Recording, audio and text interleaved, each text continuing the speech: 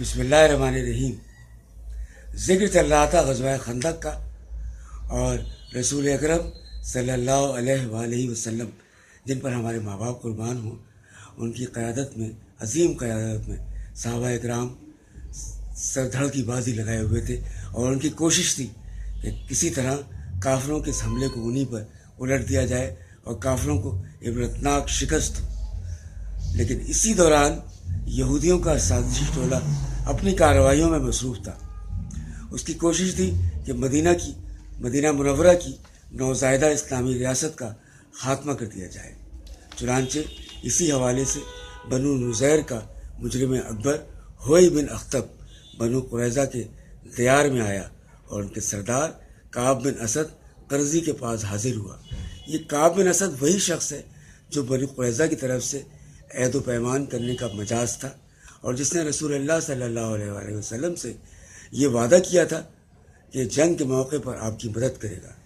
ہوئی نے آ کر اس کے دروازے پر دستک دی تو اس نے دروازہ اندر سے بند کر لیا اور انکار کر دیا۔ اس نے کہا کہ میں دروازہ نہیں کھولوں گا، مگر ہوئی بھی ایک مکار قسم کا یہودی تھا۔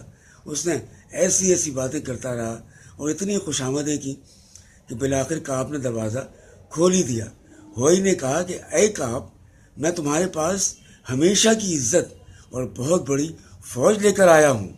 میں نے قریش کو اس کے سرداروں سمیت مدینے کے نواح میں جمع کر دیا ہے، اور بنو غطفان اور نجد کے دیگر سرداروں کی فوج ظفر موجود ہے۔ ان لوگوں نے مجھ سے عہد و پیمان کیا ہے کہ محمد اور ان کے ساتھیوں کا مکمل صفایا کیے بغیر یہاں سے نہیں ٹلیں گے۔ نعوذ باللہ۔ کعب نے کہا کہ خدا کی قسم، تم ہمیشہ میرے پاس ذلت اور فوجوں کا برسا ہوا بادل لے کر آتے ہو جو صرف گرج چمک رہا ہے مگر اس میں کچھ نہیں رہ گیا۔ ہوئی تجھ پر افسوس، مجھے میرے حال پر چھوڑ دے۔ میں نے محمد صلی اللہ علیہ وآلہ وسلم میں صدق و وفا کے سوا کچھ نہیں دیکھا۔ مگر ہوئی اس کو فریب دہی سے اپنی باتیں منوانے کی کوشش کرتا رہا، یہاں تک کہ اس نے کعب کو راضی کر ہی لیا، یعنی بنو قریظہ کو رسول اللہ صلی اللہ علیہ وآلہ وسلم اور مسلمانوں سے بغاوت اور عہد شکنی پر تیار کر لیا۔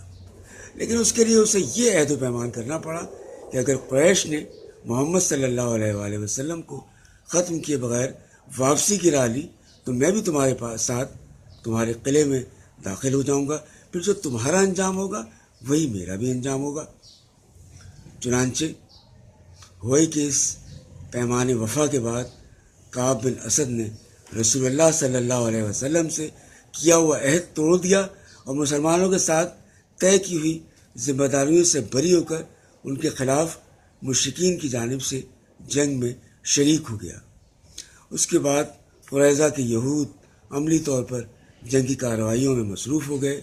ابن اسحاق کا بیان ہے کہ حضور اکرم صلی اللہ علیہ وآلہ وسلم کی پھوپھی حضرت صفیہ بنت عبد المطلب رضی اللہ تعالی عنہ دیگر خواتین اور بچوں کے ساتھ ایک قلعے کے اندر تھیں۔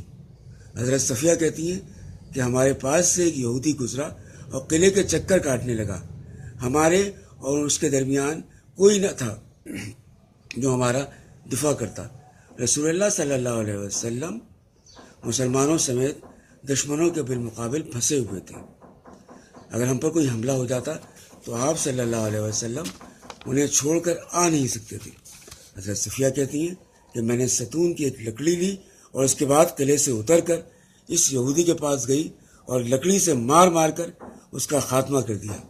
حقیقت یہ ہے کہ مسلمان بچوں اور خواتین کی حفاظت پر رسول اللہ صلی اللہ علیہ وسلم کی پھوپھی کے اس جانباز کارنامے کا بڑا گہرا اور اچھا اثر پڑا۔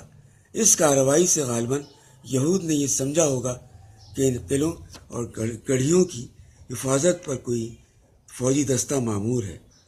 چنانچہ اس کے بعد ان کو وہاں آنے کی ہمت اور جرت نہیں ہوئی، اور تاریخ میں حضرت صفیہ بنت عبد المطلب رضی اللہ تعالی عنہ کا یہ کارنامہ سنہری حروف سے لکھ دیا گیا، اور قیامت تک اہل ایمان اور خاص طور پر خواتین کو جھنجھوڑتا رہے گا اس بات پر کہ وہ اللہ اور اس کے رسول کے احکامات کی خلاف کی اللہ اور اس کے رسول کے احکامات کی اطاعت میں اپنے سر تسلیم خم کر دیں اور ہمیشہ تو ان کی اطاعت کرتے رہیں، چاہے اس کے لیے کسی قسم کی قربانی دینی پڑے۔